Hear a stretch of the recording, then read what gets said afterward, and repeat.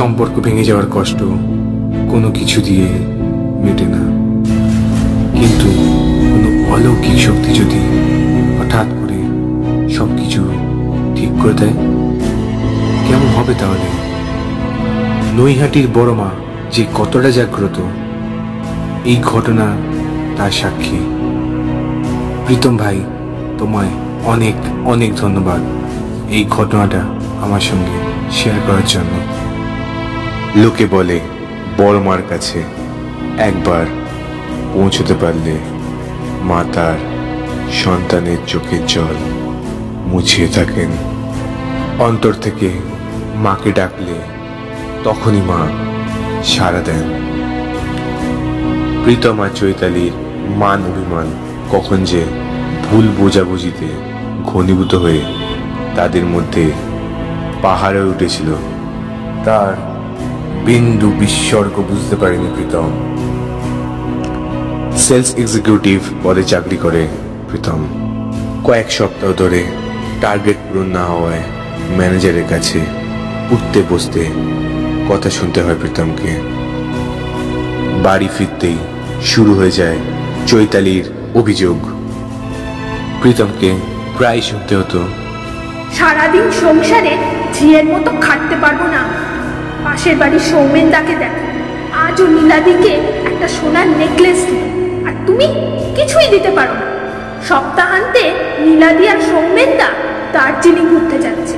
তুমি আমাকে শেষ কবে ঘুরতে নিয়ে গেছো বলো তো? তুমি আমায় সমস্যা ছাড়া কিছুই দিতে পারোনি প্রীতম।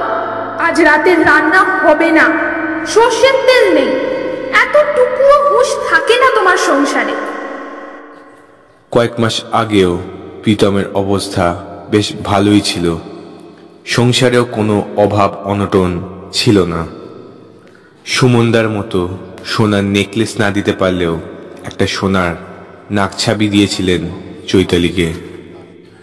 চাকরির জগতে মানুষের সময় সব সময় ভালো যায় না। প্রীতমের ম্যানেজার পরিষ্কার জানিয়ে দিয়েছেন যে এই মাসে প্রীতমের টার্গেট পূরণ না হলে সে ৩,০০০ টাকার বেশি ১ টাকাও পাবে না। প্রীতম সব কথা চৈতালিকে এসে খুলে বলে, অনেক হয়েছে, আর নয়, আর সহ্য করা যাচ্ছে না প্রীতম। তোমার সাথে আর সংসার করা যাচ্ছে না, আমি ডিভোর্স চাই। সে রাত প্রীতম রোজকার মতো অফিস থেকে ফিরে যত সামান্য বাজার আর সর্ষের তেল এনেছিল, কিন্তু সেই রাত চৈতালির রান্না করা একটাও খাবার প্রীতমের গলা দিয়ে নামেনি। প্রীতম আর চৈতালি একে অপরকে ভালোবেসে বিয়ে করে, কিন্তু প্রীতমের এই খারাপ অবস্থায় চৈতালি আজ হাত ছেড়ে চলে যেতে চায়। অথচ এই চৈতালি একদিন বলেছিল, আমি তোমার জন্য সবকিছু করতে পারি প্রীতম। ছোটবেলাতেই প্রীতম তার বাবা মাকে হারিয়েছে, আজ তার চৈতালিও তার হাত ছেড়ে দিচ্ছে। বিধ্বস্ত অসহায় প্রীতম তখন তার পিসিকে ফোন করলো। পিসি আধ্যাত্মিক মানুষ, পিসেমশাইয়ের ট্রান্সফারেবল জব, তাই পিসি চাইলেও প্রীতমদের সঙ্গে থাকতে পারে না। প্রীতম পিসিকে চৈতালির ডিভোর্স চাওয়ার কথা বলে কান্নায় ভেঙে পড়ে, আর পিসি প্রীতমকে নৈহাটির বড় মায়ের কাছে যেতে বলে। প্রীতম পরের দিনই সকাল সকাল বেরিয়ে যায় নৈহাটির বড় মায়ের কাছে। প্রীতম তার জীবনের সকল কষ্টের কথা বড় মাকে বলেন। সেদিন প্রীতম নির্জলা উপবাস করে পুজো দেয়। কয়েকদিন পরের ঘটনা, চৈতালি ভোর রাত্রে একটা স্বপ্ন দেখে এবং সেই স্বপ্ন দেখার পর চৈতালির একটা অদ্ভুত মানসিক পরিবর্তন হয়। কিছু কিছু স্বপ্ন মানুষ অলৌকিক মায়ায় ভুলে যায়। চৈতালিও ভুলে গেছিল এই স্বপ্নটা, তবে ওর মধ্যে একটা অদ্ভুত রিয়েলাইজেশন হয় যে ওকে প্রীতমের চেয়ে বেশি ভালো আর কেউ বাঁচতে পারবে না। আজ প্রীতম বিপদে পড়েছে বলে সে চাইলেও চৈতালিকে কিছু দিতে পারছে না।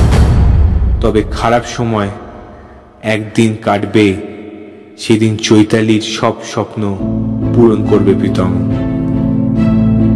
চৈতালি প্রীতমকে গিয়ে সরি বলে এবং এই খারাপ সময়ে প্রীতমের পাশে থাকার প্রতিশ্রুতি দেয়।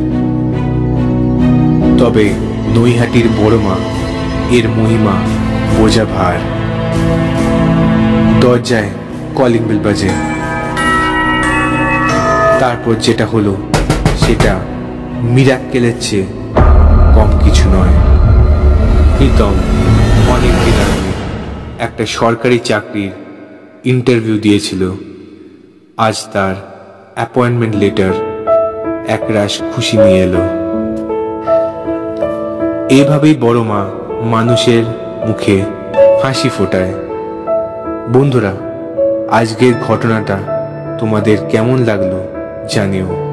আর তোমাদের জীবনে যদি এরকম অলৌকিক ঘটনা ঘটে থাকে তাহলে সেটা অবশ্যই কমেন্ট করে জানিও। হতেই তো পারে নেক্সট এপিসোডের ঘটনাটা তোমার জীবনেরই